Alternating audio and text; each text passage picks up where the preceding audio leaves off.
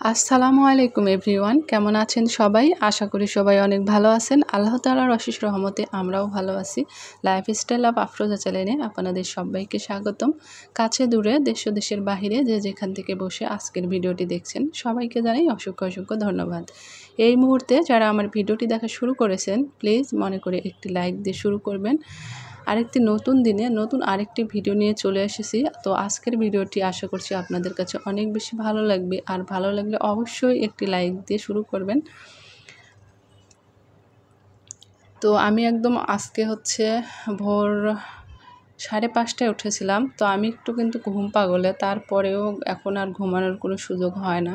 মানে কষ্ট হলে উঠে কাজ করতে হয়। আর সকাল সকাল কাজ করলে কিন্তু 12টার মধ্যে রান্না বাড়া সব কিছু কিন্তু একদম কমপ্লিট হয়ে যায়। সকাল থেকে শুরু করে যদি না বসা হয় তাহলে সকালের নাস্তা, তারপরে দুপুরে রান্নাবান্না কিন্তু 12টার মধ্যে শেষ করা যায়। তো এদিকে আমি কিছু জানালার পাশেটা আমার ডাইনিং রুম, কিন্তু ডাইনিং রুমে আমি ডাইনিং টেবিল রাখিনি। ডাইনিং টেবিলটা আমি বাসায় পাঠিয়ে দিয়েছি, কারণ মানে বাড়িতে, গ্রামের বাড়িতে। তো যাই হোক,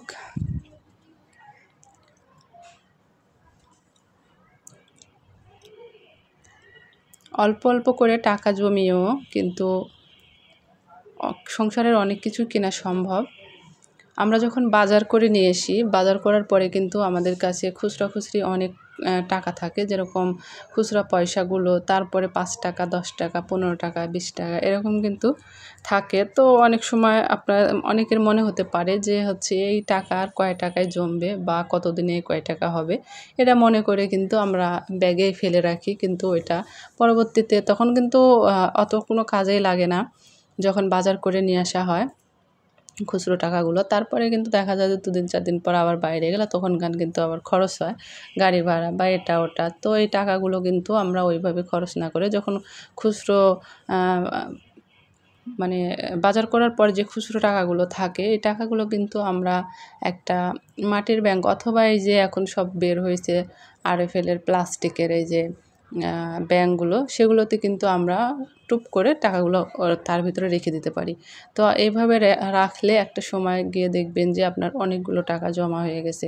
আর যখন যেগুলো বেশি টাকা, সেগুলোর হিসাব আলাদা। দেখা যাচ্ছে আমি মাসে 500 টাকা রাখতে পারলাম বা 1000 টাকা রাখতে পারলাম, যে যেরকম, বা 200 টাকা হোক বা 100 টাকা হোক। তো ওইটার হিসাব আলাদা। আর এই খুচরো টাকাগুলো আপনি যদি ব্যাংকের ভিতরে টুপ করে রেখে দেন, তাহলে কিন্তু একটা সময় গিয়ে কিন্তু আপনি সংসারের অনেক টুকিটাকি জিনিস কিন্তু কিনতে পারবেন, এবং আপনার মানে ভালো লাগবে যে একটা জিনিস তখন কিন্তু কেনা হয়ে যাবে।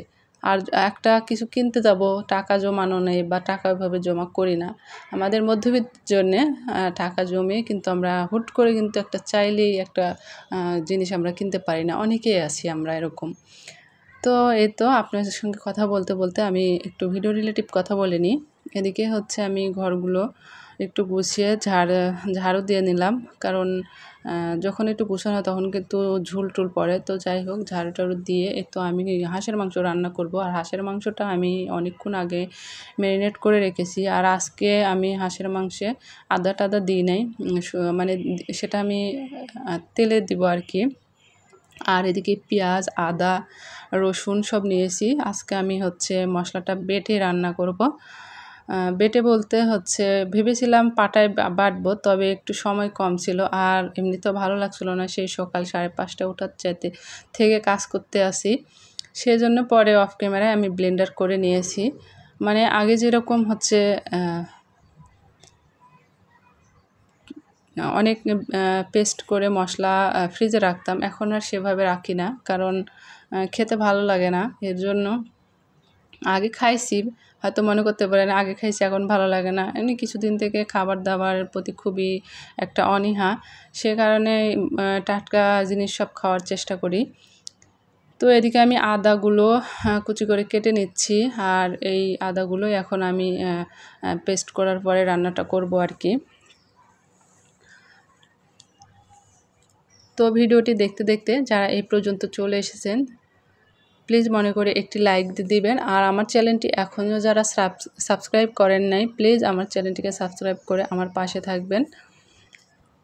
পাশে থাকার অল অপশনটি চালু করে রাখলে আমি ভিডিও ছাড়া মাত্রই নোটিফিকেশন আপনাদের কাছে পৌঁছে যাবে, আর আপনারা তা আপনাদের সুযোগ সুবিধা বুঝে দেখে নিতে পারবেন। তো এদিকে হচ্ছে সবগুলো কেটে নিচ্ছি, পেঁয়াজ কেটে নিচ্ছি কিছুটা বেরেস্তার জন্যে আর কি। তো হাঁসের মাংসটা সেভাবে খাওয়া হয় না, কারণ হাঁসের মাংসটা খেতে খুবই ভালো লাগে, খুবই পছন্দের। তো কেন খাওয়া হয় না আমার পুরাতন ভিউয়ার্সরা মানে সবাই জানেন, তো আজকে আর নতুন করে বললাম না। তো এই তো হচ্ছে এখন আমার কাটাকুটা হয়ে গেছে, এখন আমি রান্নার কাজে চলে যাব। সকাল থেকে উঠে যদি আপনারা রেস্ট বলতে রেস্টটা পরে করতে পারবেন, যদি সকালে একটু অলসতা শেষ করে অলসতাকে প্রাধান্য না দিয়ে যদি কাজে লাগা যায়, তাহলে কিন্তু 12টার মধ্যে সকালের রান্না বাড়া, সকালের নাস্তা এবং সমস্ত কাজ গুছিয়ে কিন্তু দুপুরে রান্না বাড়া কমপ্লিট করা যায়। তো এদিকে তো আমি হচ্ছে রান্নাটা করে নেব হাঁসের মাংস। এদিকে হচ্ছে যে হাঁড়ি বসিয়ে দিয়েছি এবং আমি সমস্ত মশলা দিয়ে দিয়েছি, দিয়ে মশলাটা ভালো করে কষিয়ে নিয়ে এখন তো হাঁসের মাংসটা দিয়ে দিব।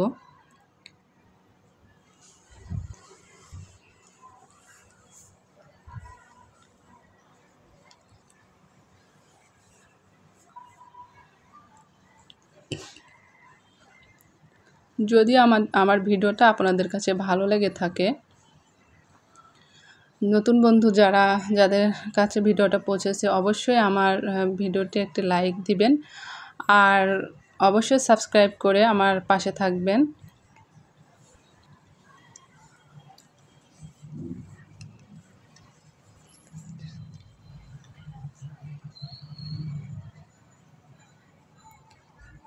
তো আমি কিন্তু অফ ক্যামেরায় রান্নাটা অনেকটা মানে এগিয়ে নিয়েছিলাম, আর তো মাংসটা কষিয়ে নিচ্ছি। এটা আসলে হচ্ছে পাতি হাঁসের মাংস, আর মাংসতে অনেকটা তেল ছিল, একদম মানে দেখতে পাচ্ছেন যে অনেকটা তেল ছেড়ে দিয়েছে।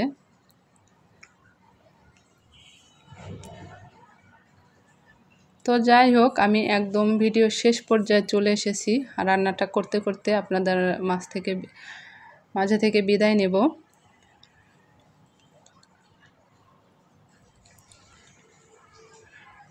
তো ভিডিওটি যদি ভালো লেগে থাকে তাহলে অবশ্যই একটা লাইক কমেন্ট করবেন। লাইক কমেন্ট করলে কি হয় যে ভিডিও বানানোর প্রতি যে আগ্রহটা সেটা কিন্তু অনেকটা গুণে বেড়ে যায়। তো যাই হোক, তো আমি পেঁয়াজ বেরেস্তা দিয়ে রান্নাটা শেষ করে নিলাম। তো সবাই ভালো থাকবেন, সুস্থ থাকবেন। আল্লাহ হাফেজ।